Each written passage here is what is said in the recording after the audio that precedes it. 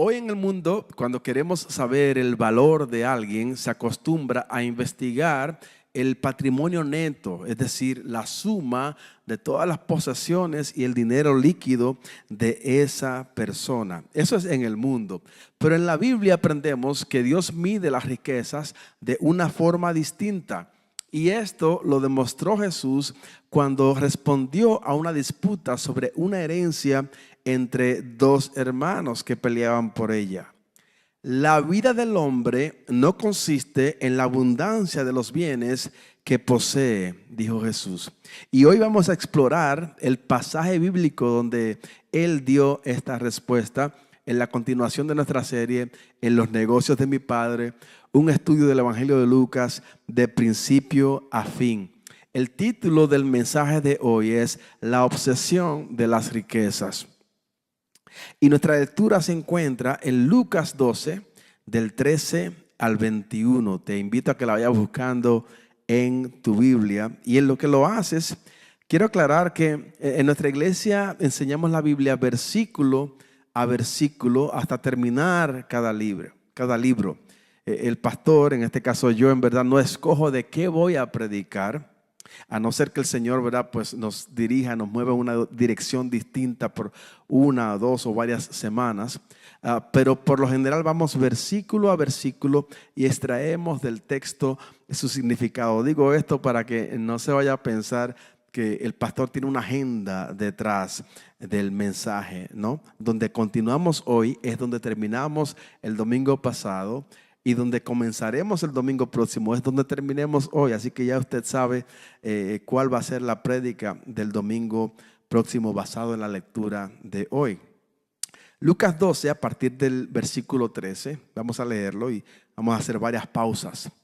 Le dijo uno de la multitud: Maestro, di a mi hermano que parta conmigo la herencia.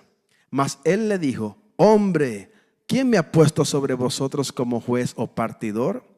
Y les dijo: mirad y guardaos de toda avaricia, porque la vida del hombre no consiste en la abundancia de los bienes que posee. Pausemos ahí, pero mantenga su Biblia abierta. Jesús aprovecha la situación de estos dos hermanos para exponer el peligro de la avaricia y el querer acaparar todo para uno mismo. Yo sé que posiblemente ninguno de nosotros está el día de hoy peleando con un hermano por una herencia, ¿cierto? Pero sea ese el caso o no, Jesús nos enseña que nuestra vida no consiste de los bienes que poseemos. Aquí Jesús habla con gente que tiene su identidad en el dinero y que tiene una obsesión con las riquezas. Y nos dice: lo que te da valor no es cuánto tú tienes en el banco ni cuántas posesiones tienes a tu nombre. Lo que nos dice es: lo que te da valor es mi imagen y mi semejanza, que tienes la imagen y la semejanza de Dios y cumplir mi propósito, la asignación por la cual Dios te puso en la tierra. Ahora, no entienda por eso tampoco que el dinero no es importante, porque sí lo es. Hay quienes leen este texto y dicen: bueno, como mi vida no consiste de los bienes que poseo, pues no me voy a preocupar por generar dinero ni construir un futuro. Y eso no es lo que Jesús está enseñando aquí. Lo que Él está enseñando es: no permitas que tu identidad y tu seguridad estén ancladas en el dinero ni en lo material. La casa donde tú vives, sea de lujo o sea sencilla, tus posesiones, muchas, pocas o ningunas, el salario que ganas, tus ahorros, tus inversiones, nada de eso determina tu verdadero valor delante de Dios. Entonces debemos aprender a valorarlos como Dios nos valora y a medir como Dios mide quién verdaderamente es rico. Nuevamente Jesús dice: la vida del hombre no consiste en la abundancia de los bienes que posee. Lo cual nos lleva a preguntarnos: ¿en qué consiste la vida del hombre entonces? La vida del hombre, te diré, que consiste en conocer a su Creador y el propósito para el cual Él lo creó. En conocer a Dios y su propósito para tu vida. En eso que consiste la vida y en eso solamente hay satisfacción. Muchos de ustedes conocen Juan 17:3 muy bien, que dice: y esta es la vida eterna, que te conozcan a ti, el único Dios verdadero, y a Jesucristo, a quien has enviado. La vida eterna, mi hermano, que es la posesión más grandiosa y más valiosa que cualquier ser humano puede adquirir, consiste de conocer a Dios y a Jesucristo su Hijo, a quien Él envió. Mi hermano, no hay mayor fracaso que tener éxito en aquello que Dios no te asignó. Que tener éxito en aquellas cosas para las cuales no son el propósito de Dios para tu vida. Ahora, hay un problema en ser rico, hay un problema en lograr grandes cosas en la vida. Por supuesto que no. La Biblia está llena de historias de hombres que fueron muy ricos. Abraham, el padre de la fe, es uno de ellos. Y la Biblia revela que él tenía muchas posesiones, aún desde el momento que Dios lo llamó. Pero él sometió todas sus posesiones, todas sus riquezas a Dios. Cuando Dios le dijo, sal de tu tierra y de tu parentela, rindió su vida entera y todo cuanto tenía al llamado de Dios para su vida. Yo te quiero preguntar, ¿puedes tú hacer lo mismo si Dios te llamara hoy en una dirección completamente distinta de la que tú andas caminando? ¿Puedes tú someter todas tus riquezas, muchas o pocas, y decir, toda mi vida entera le pertenece a Dios, todo cuanto tengo? Abraham le dijo a sus sirvientes, su esposa, empaquen que nos vamos. Salió con toda su ganadería en la dirección que Dios le dijo que fuera. Teniéndolo todo, no tenía nada, porque entendía que Dios era el dueño de todas sus posesiones. La vida del hombre consiste entonces de alinearse al propósito de Dios para tu vida y en no aferrarnos a lo material. Y para que entendamos esta idea mejor, Jesús continúa hablando con el hombre que reclamaba por su herencia, contándole una parábola, que es una historia terrenal con un significado divino. Versículo 17 de Lucas 12 continúa diciendo, la heredad de un hombre rico había producido mucho y él pensaba dentro de sí diciendo, ¿qué haré? Porque no tengo dónde guardar mis frutos. Y dijo, esto haré. Derribaré mis graneros y los edificaré mayores, y allí guardaré todos mis frutos y mis bienes. Y diré a mi alma, alma, muchos bienes tienes guardados para muchos años. Repósate, come, bebe, regocíjate. Pero Dios le dijo, necio, esta noche vienen a pedirte tu alma, y lo que has provisto, lo que has acumulado, ¿de quién será? Así es el que hace para sí tesoro y no es rico para con Dios, dice Jesús al muchacho que reclamaba por su herencia. Fijémonos cómo este hombre había sido muy exitoso con el manejo de su herencia y su negocio. También le había ido que no tenía espacio para guardar toda la cosecha de frutos. Como decía mi amigo el señor Máximo, cuando íbamos al estudio de grabación, él era el gerente. Y cada vez que uno le preguntaba, don Máximo, ¿cómo está? Él te respondía, asustado de lo bien que estoy. Los bancos no me aceptan más dinero. Y cada vez que don Máximo nos decía esta respuesta, nos moríamos de la risa y disfrutábamos muchísimo su jocosidad y su positivismo. El mundo se podía estar cayendo por fuera, pero don Máximo siempre tenía una actitud optimista. Y a veces uno solamente le hacía la pregunta, sabiendo la respuesta que ella le iba a dar, solamente para llenarse de ese espíritu de fe de él, aunque lo dijera de broma y de chiste. Ahora, para el hombre de esta parábola, las riquezas no eran una broma ni eran un chiste. El banco, en verdad, no le aceptaban más dinero, por decirlo de una manera. Él estaba asustado de lo bien que le iba, sabiendo que no tenía dónde guardar todo el fruto de su cosecha. Este hombre es un ejemplo de que hay mucha gente en la vida que pueden prosperar sin Dios. Este hombre tenía los graneros llenos, pero el alma vacía. Tenía la cuenta de banco llena, por decirlo de una manera, pero estaba en bancarrota espiritual. Este hombre, irónicamente, tenía el problema que muchos quisieran tener y están orando. Ay, Señor, que no tuviera yo dónde guardar mi cosecha. Este hombre podría ser un gran conferencista, ¿sí? que enseñara a la gente a cómo hacer crecer su negocio. Imagínense este título: ¿Cómo hacer crecer tu negocio exponencialmente? Y posiblemente atraería grandes multitudes. Nada de malo con eso, ir a conferencias o dar conferencias para que aprendamos a crecer nuestro negocio. Lo malo es, ¿sabes qué es lo malo? Pensar en tu negocio únicamente y olvidarte de que la vida se puede acabar en cualquier momento. Lo malo es solamente pensar en lo material y no en lo que tiene valor eterno. ¿Ves? Jesús nos manda, de hecho, a multiplicar el dinero. Si no me cree, lea la parábola de los talentos y muchas otras historias y ejemplos que nos da la Biblia de nuestra responsabilidad de administrar bien el dinero. Lo que Jesús nunca nos llama a hacer es a obsesionarnos con el dinero. Y esta es la diferencia. Lo que a este rico se le olvidó, a este hombre rico se le olvidó, es que sus días estaban contados y que hizo un mal presupuesto del tiempo que le quedaba. Ups, hoy era mi último día y no lo sabía. Sabes que así me ha tocado ver a mucha gente que quizás ni siquiera ha tenido el chance de decir esas palabras. Yo no soy muy viejo, pero a mis 47 años me ha tocado ver a mucha gente morir mucho antes del tiempo que estaban supuestos a morirse. Noticias que me han dejado impactado, pasmado. ¿Qué? Que se murió fulano, que se murió mengano. Imposible, no lo puedo creer. Y sé que tú también tienes tus propias historias de gente que han muerto a destiempo. Yo les puedo contar por lo menos de 50 o 60.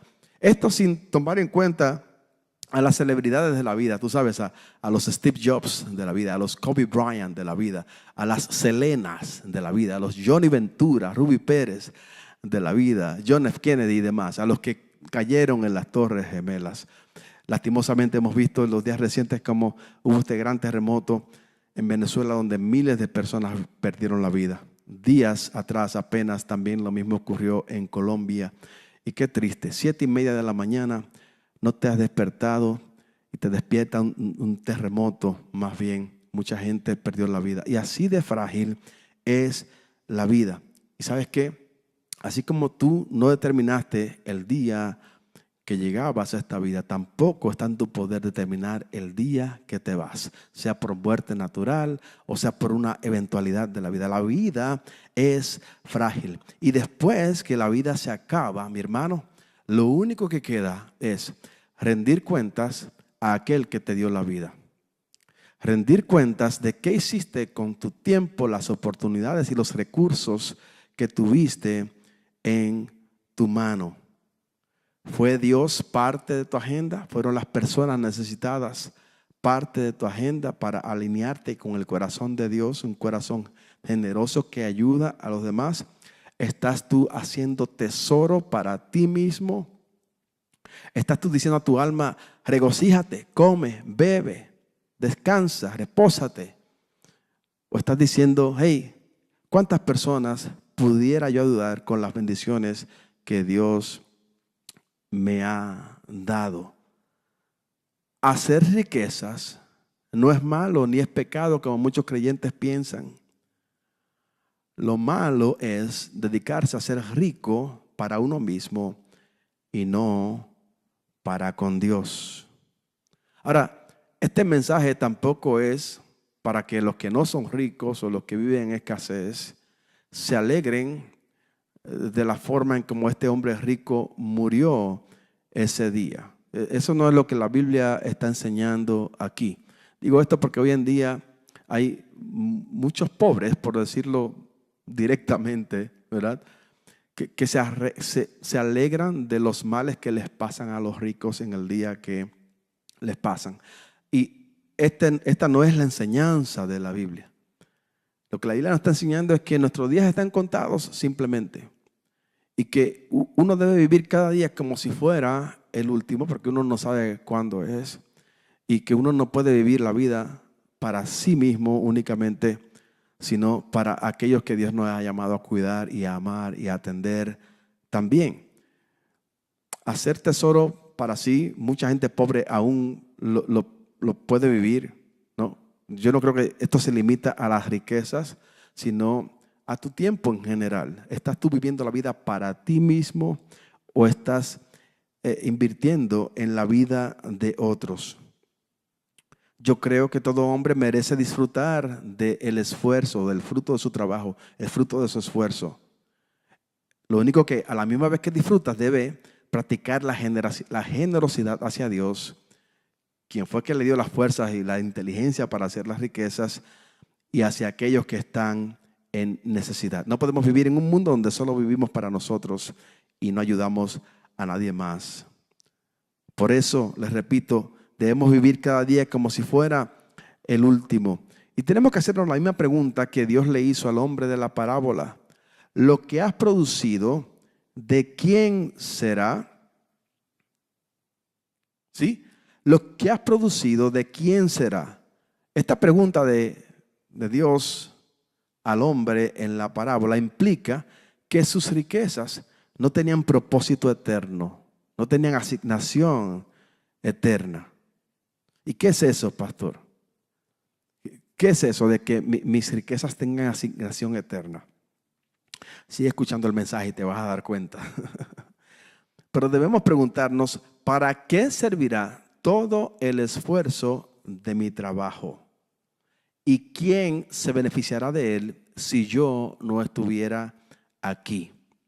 Si tuvieras que presentarte delante de Dios esta noche y rendir cuentas de tu vida, ¿te pararías con la frente en alto o nos pararíamos con la frente en alto, me incluyo, sabiendo que dimos lo mejor de nosotros y vivimos de acuerdo a las prioridades de Dios?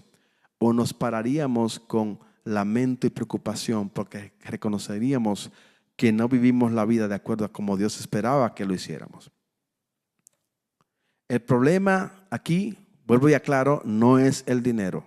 Ya les hablé como muchos hombres en la Biblia llegaron a ser ricos por la intervención directa de Dios. Ya les mencioné a Abraham, pero está Job, está David, está Salomón, está José y muchos otros. Lo que esta historia condena es el estar sumergido en tus propias riquezas, haciendo tesoro para ti únicamente. La vida es un préstamo que Dios puede reclamar en cualquier momento. La vida es un préstamo que Dios puede reclamar en cualquier momento.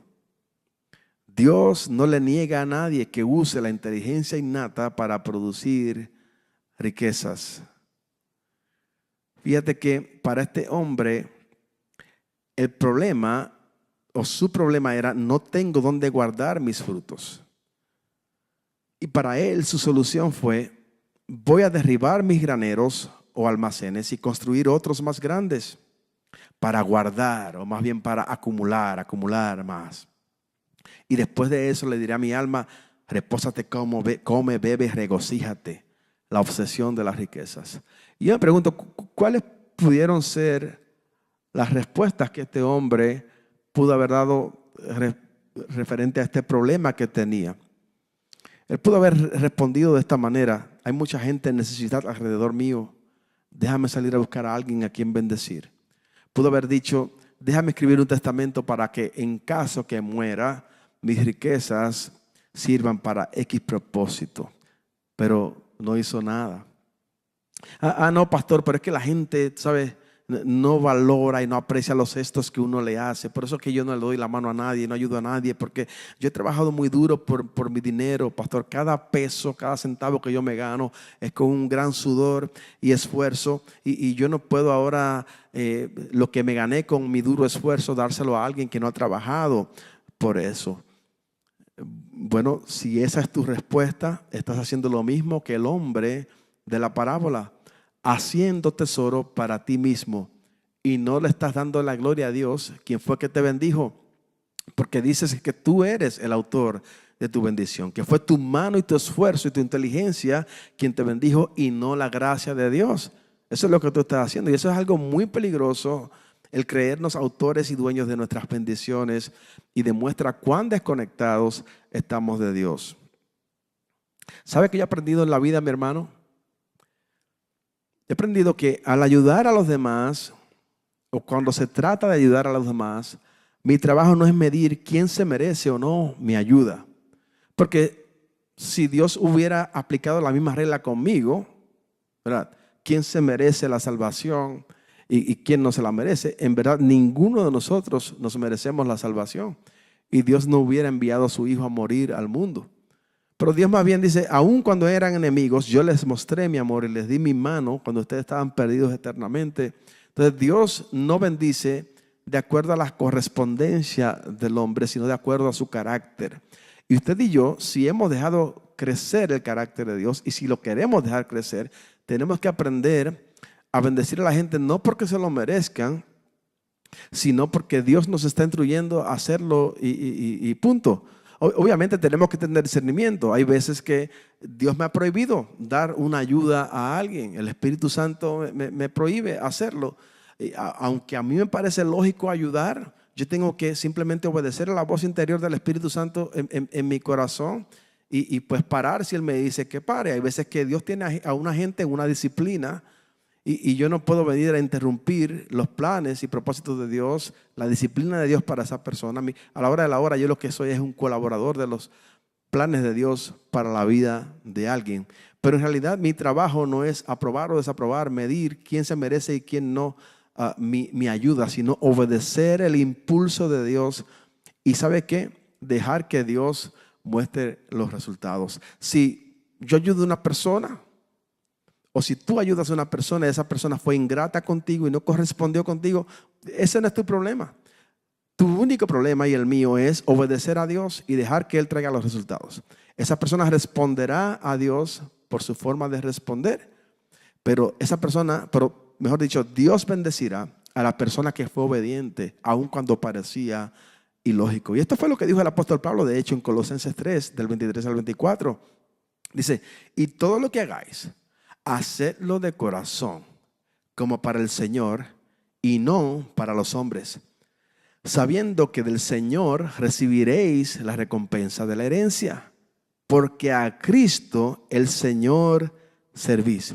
¿Tú notaste lo que dice este texto? Mucha gente lo pasa por alto. Pero mira lo que dice aquí. Primero que todo, tu enfoque es el Señor. Todo lo que hagas, lo haces para el Señor. Sea dar en la iglesia, sea dar a una persona en necesidad, sea dar para cualquier causa. En verdad, el depósito de tu ayuda no es ni la persona, ni la iglesia, ni la organización. Es Dios. Todo lo que hagas, hazlo como para el Señor. Porque de Él, de Él vas a recibir la recompensa. Es decir, posiblemente le des la mano a alguien que no te recompense para atrás, ni corresponda, ni te agradezca, ni siquiera. Pero eso no importa, el Señor te va a recompensar de todos modos. Y aquí está la clave de donde nosotros debemos concentrar nuestra atención. Mi trabajo no es que el hombre me pague por los buenos gestos que yo le pueda hacer. Mi trabajo es que Dios me pague. Yo quiero preguntarte, ¿quién paga mejor? ¿El hombre al que tú le haces un favor o Dios? Es clara la respuesta, ¿verdad? Dios paga mucho mejor. Entonces mi idea es endeudar a Dios conmigo, por decirlo de una forma hasta un poco graciosa, porque Dios paga mejor. Y eso yo lo he visto múltiples veces en mi vida. Dios me ha permitido dar la mano en algún lugar y digo esto con mucha humildad. Aquí persona no corresponde, pero siempre he visto la mano de Dios responder. Y si Dios me pagó, pues nadie me debe nada, en verdad. Nadie me debe nada. Muchas veces Shirley me reclamó, ¿por qué ayudamos a tal persona? No se lo merecía. Y yo le he dicho lo mismo que le estoy diciendo a ustedes. Mi trabajo no es medir quién se merece mi ayuda o no, sino discernir el impulso de Dios. El hombre de la parábola dijo nuevamente, repósate, come, bebe, regocíjate. Eso se le llama hedonismo, vivir para el placer. ¿Usted conoce a alguien así, hermano? Sí, yo mismo, pastor. Quiso construir almacenes más grandes, lo cual implica de por sí otros gastos. Número 1, los de derribar los almacenes viejos. Y número 2, los de construir los almacenes nuevos. Solamente para el propósito de acumular más. Podemos ver claramente cómo su identidad estaba en la acumulación de cosas. Él sentía que era alguien cuando tenía cosas a su nombre. Y les sorprenderá enterarse, mi hermano, que muchos de nosotros hacemos lo mismo en Estados Unidos. Hace unos meses le compartí las estadísticas de cuánto dinero gasta la gente en gastos de almacenamiento aquí en Estados Unidos. ¿Sabes? Esos lugares que se llaman storage. Son unos grandes edificios donde se alquilan espacios para guardar las cosas que no le caben en la casa. Bueno, les sorprenderá aprender que más de 30,000 millones de dólares al año se gastan en alquiler de almacenamiento en Estados Unidos. ¿Usted escucha esa frase? 30,000 millones de dólares. Como dicen en inglés, 30 billion with a B, billones con una B, 30 billones de dólares, donde la gente guarda cosas que ni le caben en la casa, ni tienen planes de usarlo en el futuro cercano.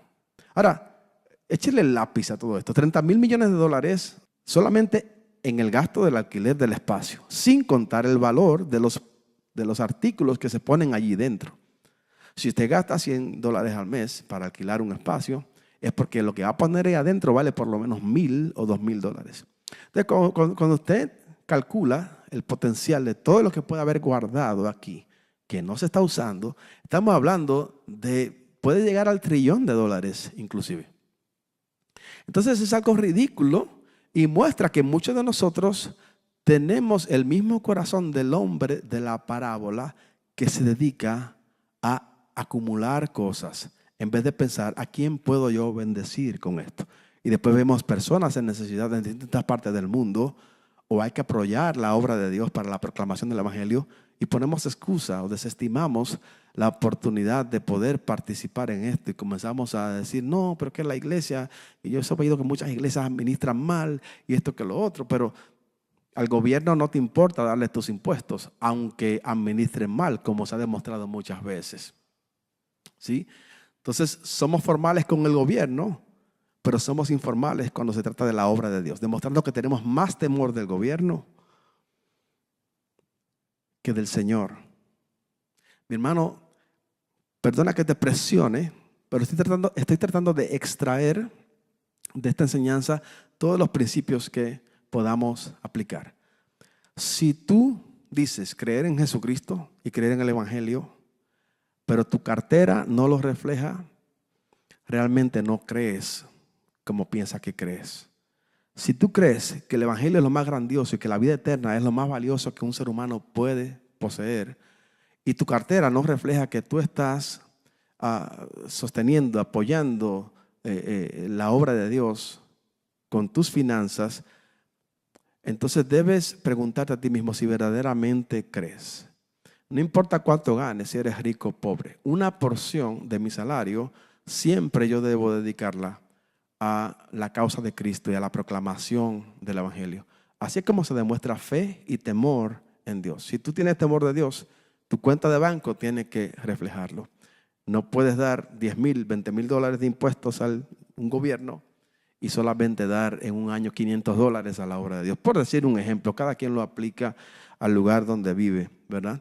Pero permítame ponerle esa presión santa, si puedo hacerlo, ¿no? Porque es algo que la Biblia ordena. Y para ir concluyendo, pastor, alguien preguntará, ¿es malo ahorrar? ¿Es malo almacenar? Obviamente no es malo ahorrar ni almacenar. Eso es un principio bíblico que también tenemos que cumplir. Lo que tenemos que hacerlo es con un propósito. Reconocer que todo lo que tenemos es de Dios, incluyendo nuestros ahorros, y que no debemos tener un espíritu de acaparar como el hombre de esta parábola. Tenemos que ahorrar y almacenar con un propósito. La Biblia habla, para usar un ejemplo que creo que aplica perfectamente aquí. La Biblia habla de un hombre llamado José, que es el hijo de Jacob, de quien surgió la nación de Israel. Dios le dijo que guardara durante los 7 años de prosperidad o los 7 años de las vacas gordas, porque después vendrían 7 años de escasez, las vacas flacas. Pero ese ahorro tenía un propósito. ¿Sabe cuál era? El de preservar no solo a la nación de Egipto, sino a la nación de Israel pues Jacob y sus hijos vinieron luego y comieron de esa reserva. Sucede que entre esos hijos de Jacob había uno que se llamaba Judá, de quien vino el rey David, y de David vino Jesús, el Mesías prometido para traer salvación no solo a Israel, sino a la humanidad entera. ¿Sí? Entonces el almacenamiento o ahorro de José tenía un propósito. Y no era repósate, come, bebe, regocíjate, como el nombre de la parábola, sino la salvación y preservación de las naciones. Y ahí estaba Judá, estaba David, estaba Jesús. Dicho de otra manera, el ahorro, el almacenamiento de José sirvió para la proclamación del evangelio. Porque Cristo se salvó allí.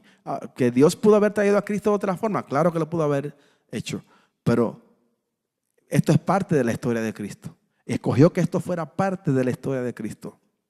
Y la revelación que usted y yo sacamos de aquí es, de la misma forma que José ahorró, almacenó, administró y sirvió para un propósito, ¿cómo van mis ahorros y mi almacenamiento a contribuir para los propósitos de Dios? Es la agenda de Dios, no es mi agenda. Es el gozo de Dios en el cielo con lo que Él tenga para sus planes para la tierra. No es el gozo de mi carne ni de mi vida, no es mi placer, es lo que le trae placer a Dios. ¿Cómo van a contribuir mis ahorros a la proclamación del evangelio? ¿Qué impacto tendrán para que así como Dios me ha salvado a mí, pueda salvar a otros el día de mañana? Esto lo digo para los que creen en Cristo de verdad y tienen en Cristo en sus prioridades. Concluyo compartiéndole la historia de este señor que fue parte de nuestra iglesia americana. Se llamaba Mr. Fritos. Dios lo había bendecido mucho, tenía muchas propiedades, pero de repente le fue diagnosticado un cáncer. Se acercaban los últimos días de su vida y se acercó al liderazgo de nuestra iglesia para informar que dejaría una de sus propiedades a nombre de la iglesia, aparte de dejarle herencia a sus hijos, por supuesto. Efectivamente murió hace casi 3 años atrás y la propiedad que dejó a nombre de la iglesia estaba valorada casi en $700,000. Pues con eso pudimos renovar desde cero prácticamente las facilidades para nuestros niños a aquel lado y en parte también contratar más staff para nuestra iglesia. Y desde ese entonces, mis hermanos, más familias se han acercado a escuchar el evangelio en esta iglesia y ha habido un despertar, incluyendo la plantación de Thrive Español, nuestra iglesia en español, acá que apenas hace 1 año comenzamos.